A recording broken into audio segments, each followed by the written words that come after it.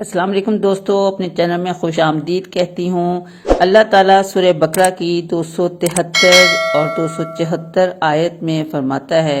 جو اللہ کی راہ میں گھرے ہوئے ہیں اپنے کاروبار کے لیے، زمین میں کوئی دوڑ دھوپ نہیں کر سکتے، ان کی خودداری کے باعث ناواقف ان کو غنی خیال کرتا ہے۔ ان کے چہروں سے تم انہیں پہچان سکتے ہو، وہ لوگوں سے لپٹ کر نہیں مانگتے، ان کی مدد کرو اور سمجھ لو کہ اس مقصد کے لیے جو مال بھی تم خرچ کرو گے اس کا صلہ تمہیں لازماً ملے گا، اس لیے کہ اللہ اسے خوب جانتا ہے۔